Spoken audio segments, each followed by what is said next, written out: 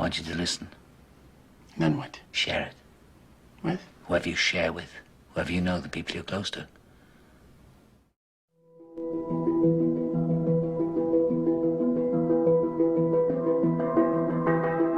Tonight's talk is consciousness, creativity, and the brain. And if you have a golf ball-sized consciousness, when you read a book, you'll have a golf ball-sized understanding. When you look out, a golf ball-sized awareness. And when you wake up in the morning, a golf ball-sized wakefulness. But if you could expand that consciousness, then you read the book, more understanding. You look out, more awareness. And when you wake up, more wakefulness. It's consciousness. And there's an ocean of pure, vibrant consciousness inside each one of us. And it's right at the source and base of mind, right at the source of thought, and it's also at the source of all matter. There is no matter as such. All matter originates and exists only by virtue of a force which brings the particle of an atom to vibration and holds this most minute solar system of the atom together. We must assume behind this force the existence of a conscious and intelligent mind. This mind is the matrix of all matter. Matter seems like a good place to begin. The solidity of the world seems totally indisputable. As a fixed thing that you can see and touch, your body is also reassuringly solid. But beginning with Einstein, modern physics has assured us that this solidity is a mirage. All of physical matter, everything we have around us, is the result of a frequency. And what that also means is that if you amplify the frequency, the structure of the matter will change.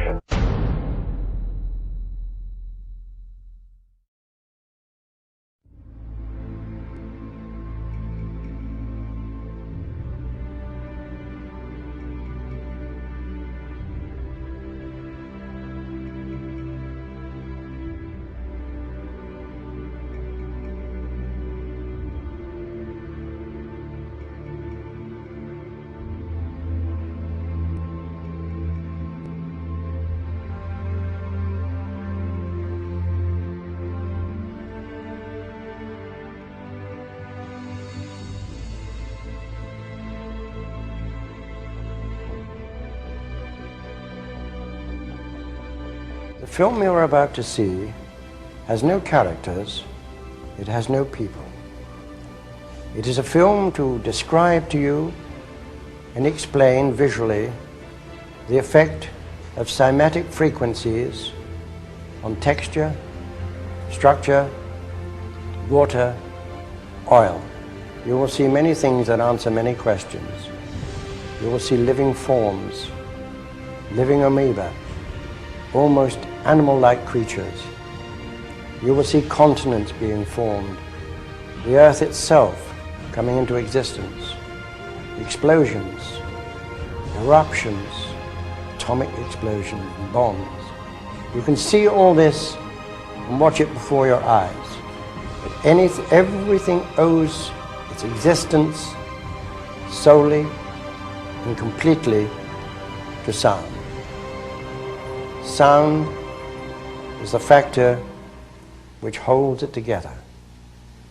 Sound is the basis of form and shape.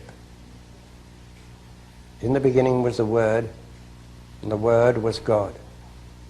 We are told that this is how the worlds began and how creation took shape. If we put that into the modern idiom and say that into the great voids of space came a sound, and matter took shape. Please watch carefully.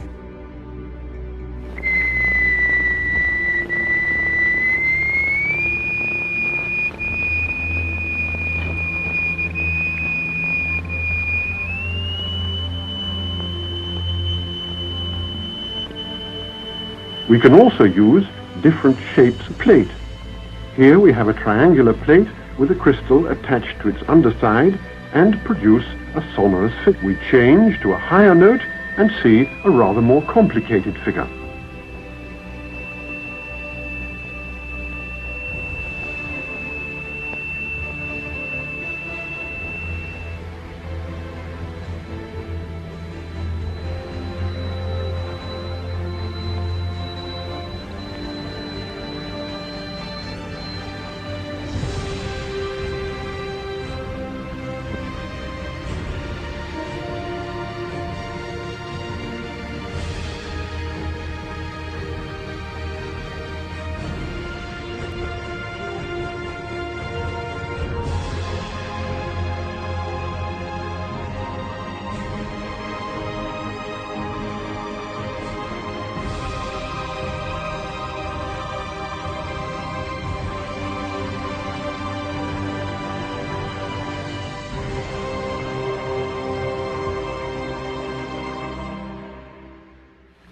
We use sand and lycopodium.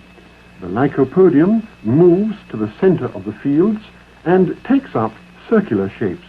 The sand forms the lines. Each material has its own special way of behaving.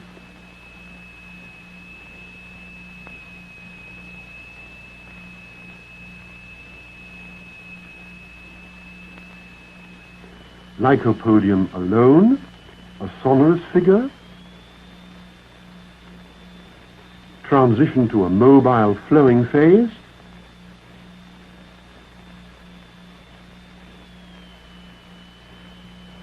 and back again to the figure.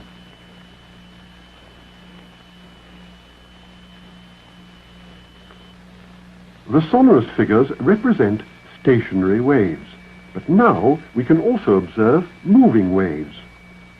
Here the sand is flowing in a current.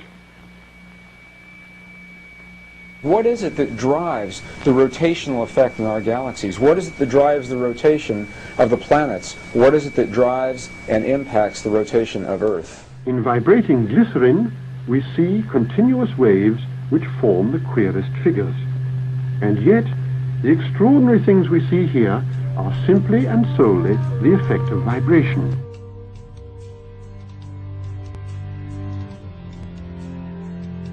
Now, what we've seen up until now are single signals, single frequencies projected into matter. And what you're seeing here now are interference patterns of 2 or more frequencies resulting in a pulse. The pulse of the human heart, the pulse that drives the blood through the veins in your bodies. What is your heart responding to? Where does that pulse come from?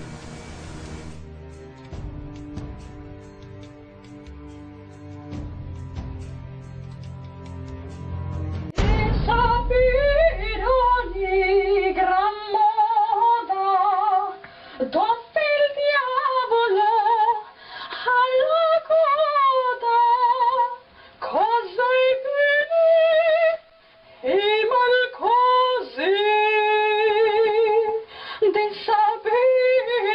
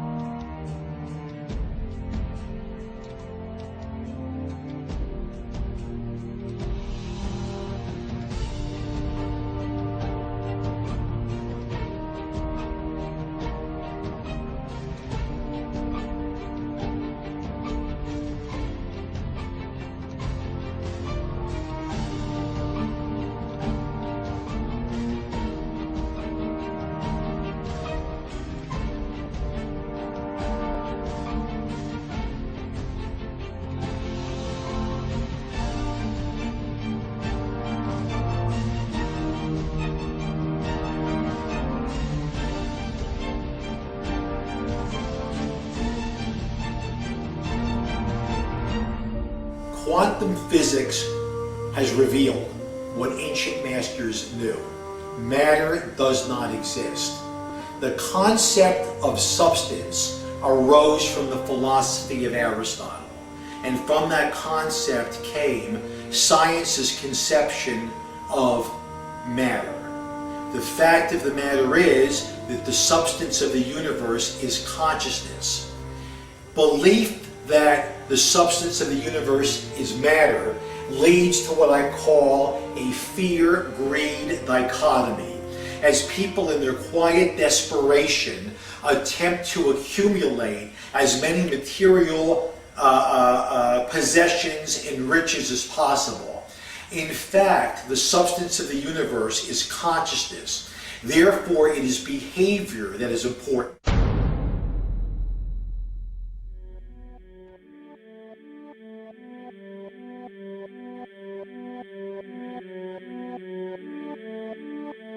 The daily life we perceive with our five senses is not reality. Quantum physics has shown that space and time are illusions of perception. Therefore, our bodies cannot truly be a reality if they occupy this space. Ernest Rutherford performed an experiment in Manchester that revealed to him the shape of the interior of an atom. Scientists were shocked to discover that the atom is almost entirely empty space. The question then became, how could this empty atom possibly make the solid world around us? Our true consciousness does not exist in our brains or in our bodies. But this illusion of our individual bodies, along with the misinformation of our true origins, has manifested the idea that we all think independently from one another. With this misunderstanding, it would seem impossible to scientifically explain telepathy, clairvoyance, spiritual mediums, and other phenomena dealing with transferring information between sources without physical means of communication. But when you understand that there is a common spiritual bond between all things in the universe, and that we are all part of one divine intelligence, no phenomena is unexplainable. The blank matter within the most basic building blocks of perceivable existence is malleable and molded by intent. This means that consciousness shapes our reality. This seems difficult to accept for most, and it is quite understandable. In modern times, we are taught from an early age how to think rationally and tangibly. This is a very left-brain method of education, and it has more harmful effects than is given credit for. The left brain deals with logic, details, facts, patterns, practicality, science, and math, as the right brain deals with feeling, intuition, symbols, images, risk-taking, philosophy, and religion. With a deliberate push for government-controlled educational curriculums, generation after generation of the youth are being taught to focus only on the facts, figures, and numbers. Repetition is used to train children subconsciously to accept what they're learning. Children aren't rewarded for questioning the validity of the information they receive. They are ridiculed.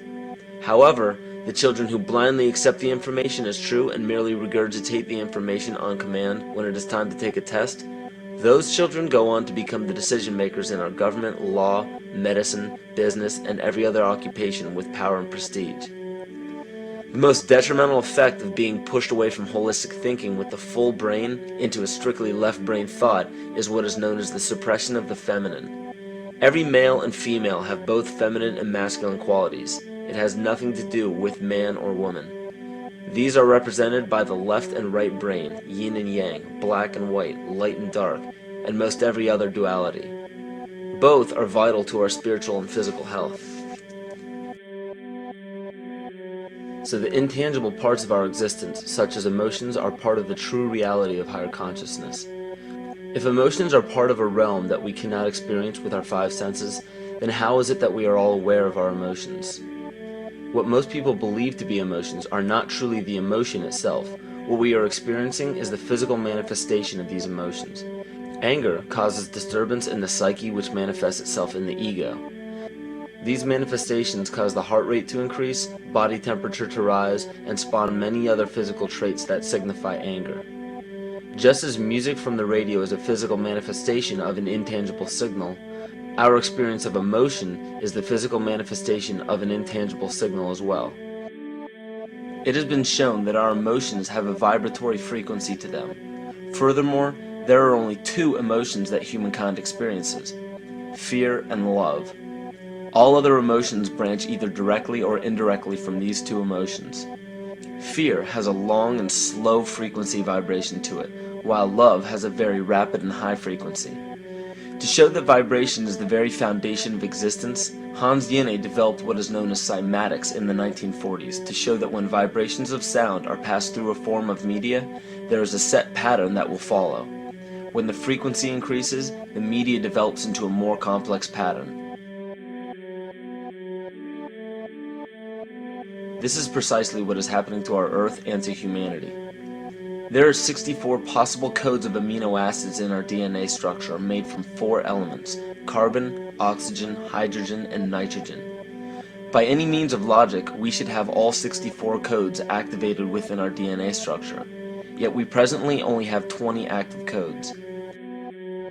And of these 64 possibilities, it appears that only 20 of these codes are turned on right now for us, the 20 amino acids. There is a switch that turns off and turns on where those coding sites lie, and that the switch for that turning off and turning on is what we call emotion. And this is the first time that we've ever seen the patterns of emotion directly physically linked to human genetic material. Well, fear is a long, slow wave of emotion. So this wave of fear is a long, slow wave and touches relatively few sites on this DNA. So an individual living in fear is limited to the number of antennae that they have available to them, whereas an individual living in the pattern of love, this is love in DNA, you can see it's a higher frequency, shorter wavelength. We have many more potential sites for coding along that genetic pattern. This information, this is amazing. This is the first time we've ever had a hard digital link between emotion and genetics. This is important to understand because another researcher named Vladimir Popanov measured tiny particles of light called photons inside a vacuum tube. The photons were scattered as expected. A sample of DNA was then entered into the vacuum tube and they measured the photons again. They found that the particles of light aligned themselves along the axis of the DNA. Then, as they removed the DNA sample, the photons remained aligned to the same form of the DNA even though no DNA was present. This is what is known as the phantom DNA experiment. Science has now bridged a very important gap between physical and ethereal, or spiritual. Our emotions directly affect the structure of our DNA, which directly shapes the physical world we experience every day. So the messages left by the ancients that we've explained here were more than just prophecies about a one-world government or a new world order. We now understand why the study of the heavenly bodies were so important. The rotation and orbit of all that makes up our universe serves as a clock to map changes and transitions. This helped the ancients understand that the change of the heavenly bodies were a mirror to the changes of all existence. Ron Sakerly, Department Chairman, Chemistry, University of California, Berkeley, showed that DNA acts as an antenna for cellular upregulation. The primary function they taught us about what DNA is about, it's a receiver and transmitter of photons, light and phonon sound. For what? Cellular upregulation, meaning that they're water molecules, the pyramid power around the DNA spiral energizing strands are taking in the spiritual energy of love vibrations and then sending it out for manifesting, precipitating in a quantum field, the physical matter of the body. These are hertz, frequencies, or cycles per second that the musicians can retune their instruments to play and experiment with. Why? Again, these are the Creator's musical scale, the original solfeggio, buried for 3,000 years in the Bible. So the ancient priests who knew how to levitate the huge stones for the building of the pyramids and the Masonic knowledge that predated ancient Egypt, the ability to have this information, these frequencies, serve the function of creation, destruction, and miracles on behalf of the empowered people who had access to this knowledge. I say that because of this metaphor.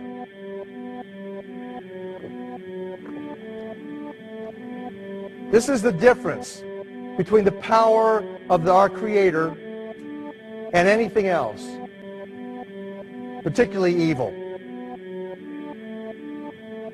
That you can go into a pitch black room full of evil, full of darkness, and light a little candle, and instantly that darkness flees. But you can't do the opposite. You can't go into a well-lit room full of truth and wisdom and righteousness and joy and health and harmony with the universal power. And you can't take any amount of darkness and go into that well-lit room and have any effect whatsoever. That is the metaphor which I frequently think of when I think that I'm not empowered. It is the greatest lesson for me, and I think for everybody else, to know that we're on the winning side and that we win in the end. As you are watching this, understand that it is not a fight to be fought. It is not a war to be waged. No gun rights have to be exercised. Not a finger has to be lifted.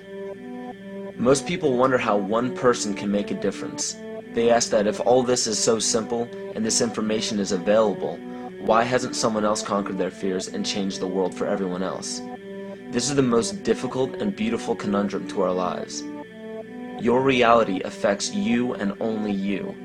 Your curiosity has led you to this genre of information to serve a very specific purpose in your life.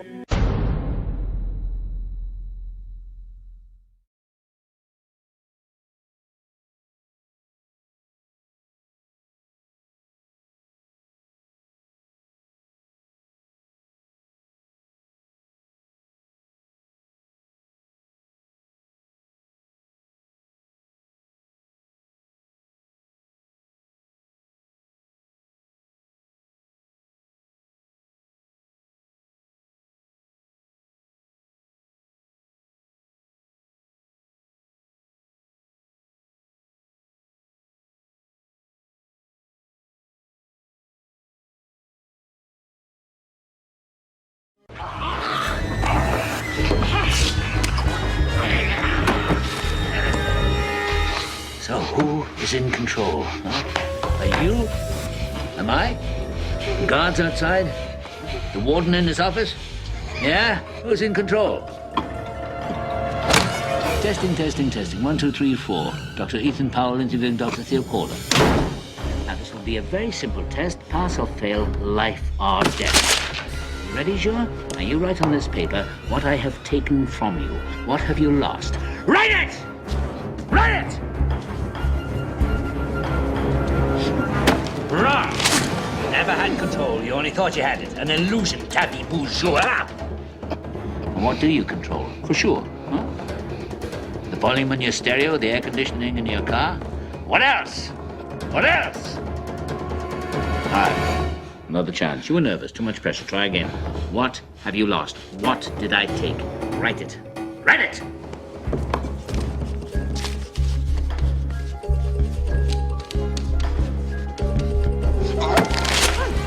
You're a fool, Juha. Do you think you were free? Where were you going at 2 o'clock today? Into the gym, right? In the morning, your wake-up call. In the middle of the night, when you wake up sweating with your heart pounding. What is it that has you all tied up, Juha? Tied up in little knots? Is it ambition? Yeah. You're no mystery to me, boy. I used to be you.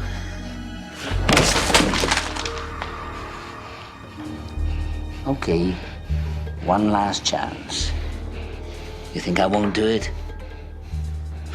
That's one psychiatrist less to the world. I'm already deep in the pit, so what can they do to me? Last try. Get it right. What have you lost? What did I take from you? Write it.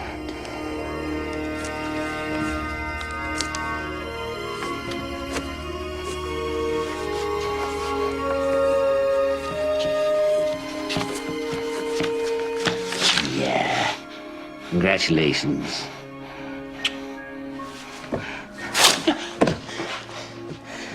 You're a student after all. And you've lost nothing but your illusions and a little bit of skin. I want to finish this. Finish what? Telling you what I know. What makes you think what you know is any different than what other people know? I had different teachers.